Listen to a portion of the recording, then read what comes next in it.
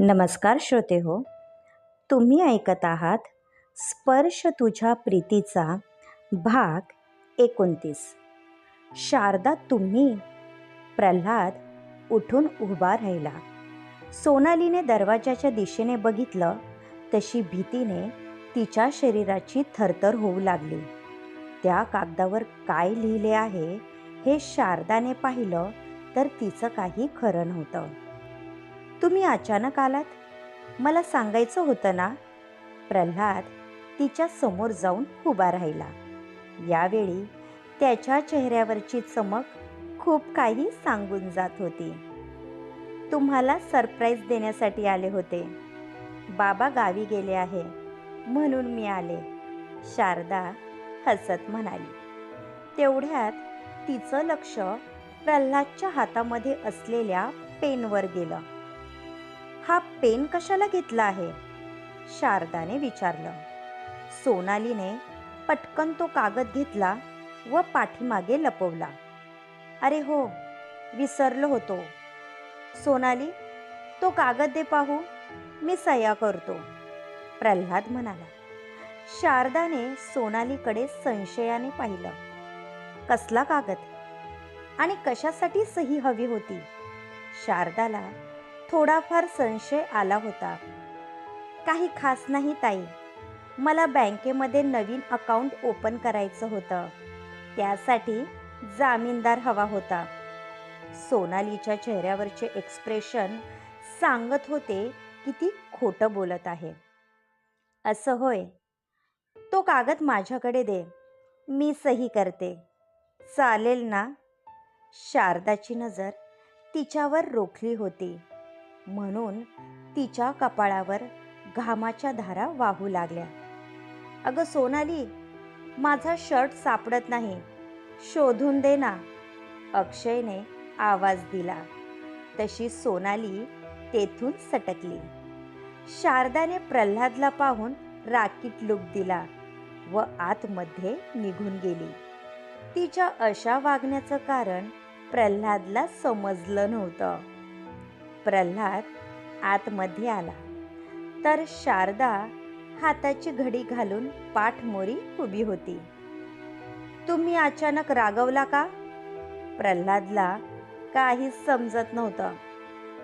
सही करण्याआधी तुम्ही कागदावरचा मजकूर वाचला होता? शारदाने त्याच्या डोळ्यांमध्ये पाहत विचारलं. म्हणून तो हसायला लागला. कशाला गरिबाची मस्करी करता? तुम्हाला चांगलं माहीत आहे की मला वाचता येत नाही. ती तर अनुची मेहरबानी म्हणून मराठीमधून सही करता येते. प्रल्हाद हे सर्व हलक्यात घेत होता, पण शारदाला त्याचा चांगलाच राग आला होता. मी मस्करी करण्याच्या मूडमध्ये नाही. कोणत्याही कागदावर सही करण्याआधी तो व्यवस्थित वाचणं महत्त्वाचं असतं आणि तुम्हाला वाचता येत नसेल तर दुसरं कोणाला तरी वाचायला सांगायचं होतं. इतकी घाई करायची काय गरज होती? ती तुमची भावजय असली तरी अशा बाबतीत कोणावरही विश्वास ठेवायचा नाही. मी स्वतः कधी वाचल्याशिवाय कोणत्याही कागदावर सही करत नाही. शारदा चांगलीच चिडली होती. सुनबाई अगदी बरोबर बोलत आहे. नशीब शारदा वेळेवर आली, नाहीतर होत्याचं नव्हतं झालं असतं. दोघांचा आवाज सुलोचनाबाई यांच्या कानावर पडला होता म्हणून त्या आत आल्या होत्या. सोनालीला फक्त जामीनदार हवा होता. याआधी मी अशा कितीतरी सह्या केल्या आहे, प्रल्हाद म्हणाला. पाहिलं सुनबाई, हेच कारण होतं म्हणून आम्हाला शिकलेली सून हवी होती. एकदा अक्षयने असंच खोटं बोलून याच्याकडून सह्या घेतल्या होत्या आणि प्रल्हादच्या नावावर 3 लाखाचं कर्ज काढलं होतं. त्यानंतर त्याने हप्ते भरले नाही, त्यामुळे बँकवाले याला त्रास देऊ लागले. शेवटी याने संपूर्ण पैसे फेडले, तरीही याला शहाणपण येत नाही. अक्षय जरी माझा मुलगा असला तरी तो चुकीचा असल्यावर मी त्याची बाजू कधीच घेणार नाही, सुलोचनाबाई म्हणाल्या आणि निघून गेल्या. तशी प्रल्हादने खाली मान घातली.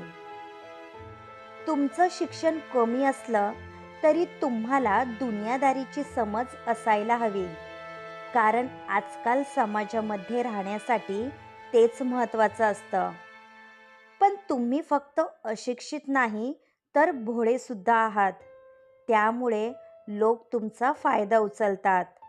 शारदा तशीच बेडवर बसली. त्याने कपाट उघडलं व त्यातून चेक व बँकचे पासबुक बाहेर काढले. आजपासून पैशाचा संपूर्ण हिसाब तुम्ही पाहायचा.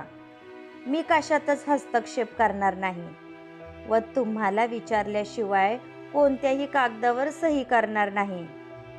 अपराधीपणाचे भाव प्रल्हादच्या चेहऱ्यावर दिसत होते.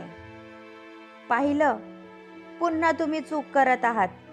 आत्ताच मी सांगितलं ना, कोणावरही विश्वास ठेवायचा नाही. त्यामध्ये मी सुद्धा आले. उद्या जर मीच तुम्हाला फसवून तुमची 50 एकर जमीन स्वतःच्या नावावर करून घेतली तर काय करणार तुम्ही? शारदा म्हणाली. तसा त्याने डोक्याला हात मारून घेतला.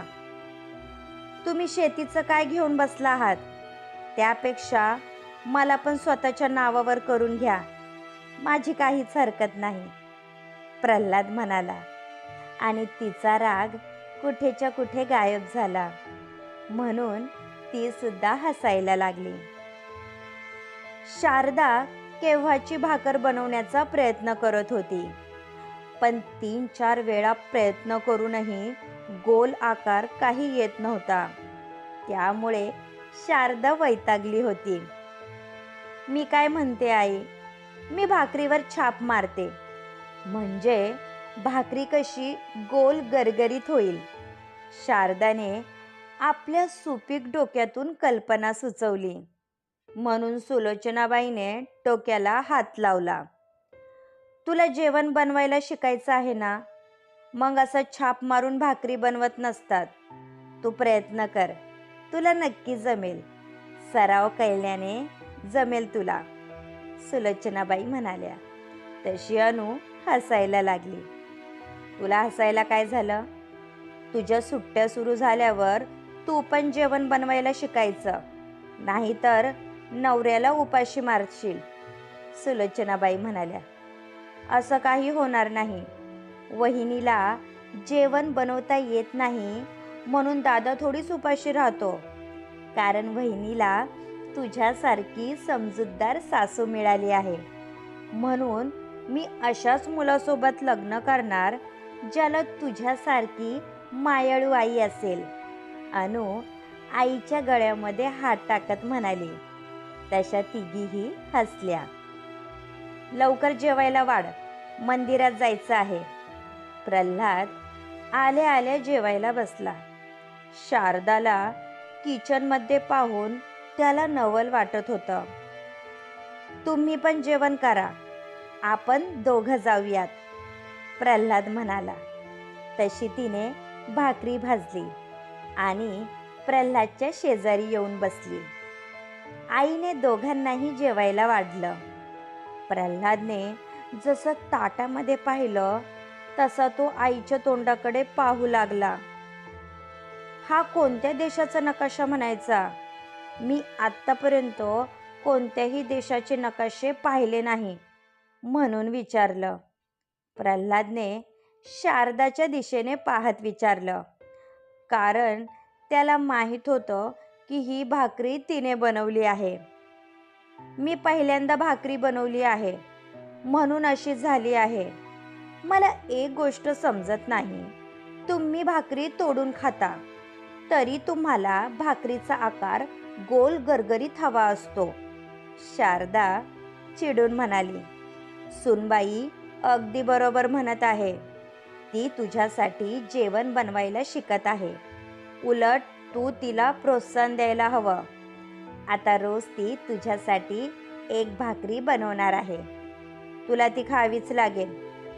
आईने ऑर्डर सोडली म्हणून त्याचा नाईलाज झाला. त्याने भाकर तोडून तोंडात घातली तर ती अर्धी कच्ची होती, त्यामुळे घास तोंडामध्ये घोळत होता. त्याने कसानुसा चेहरा केला व शारदाच्या दिशेने पाहिलं तर ती खूप आशेने त्याच्याकडे बघत होती. छान झाली आहे. आता रोज तुम्हीच माझ्यासाठी भाकरी करत जा, म्हणजे माझं काही खरं नाही. शेवटचं वाक्य तो तोंडातल्या तोंडात म्हणाला. तशी अनु पोट धरून हसायला लागली. आता तुझी सुटका नाही दादा. हा तर छोटासा नमुना होता. मजा तर तेव्हा येईल जेव्हा वहिनी तुझ्यासाठी संपूर्ण जेवण बनवेल. अनु म्हणाली तसा प्रल्हादला ठसका लागला. शारदाने त्याला पाण्याचा ग्लास दिला. तशी दोघांची नजरानजर झाली आणि दोघेही हसायला लागले. या निमित्ताने दोघांचंही नातं खुलत होतं, जे पाहून सुलोचनाबाई यांना दोघांची दृष्ट काढावी वाटत होती. सोमनाथने सोनालीजवळ जमीन मोजणीचा अर्ज दिला होता, ज्यावर प्रल्हादच्या सह्या घेण्यासाठी सांगितले होते.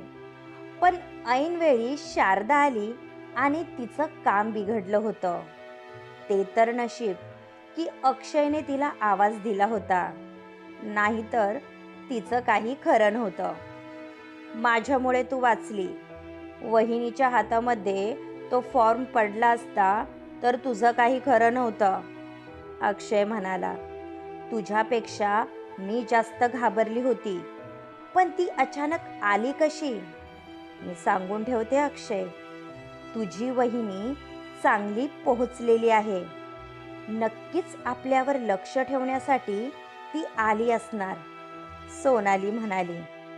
ते मला काही माहीत नाही, पण सोमनाथ खूप घाई करत आहे.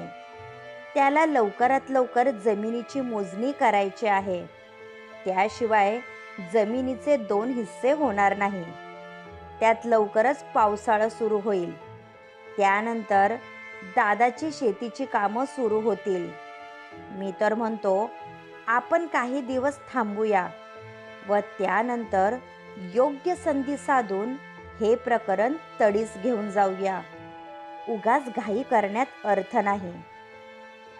अक्षयचं बोलणं तिला पटत होतं, त्यामुळे तिनेही जास्त आढेवेढे घेतले नाही, कारण तिलाही शारदाची भीती वाटत होती. रात्री शारदा बेडवर बसून पुस्तक वाचत होती. तसा प्रल्हाद आतमध्ये आला आणि बिछाना शोधू लागला, जो त्याला सापडत नव्हता. माझा बिछाना कुठे आहे? प्रल्हादने विचारले. आईने धुवायला टाकला आहे, त्यामुळे तुम्हाला बेडवर झोपावं लागेल.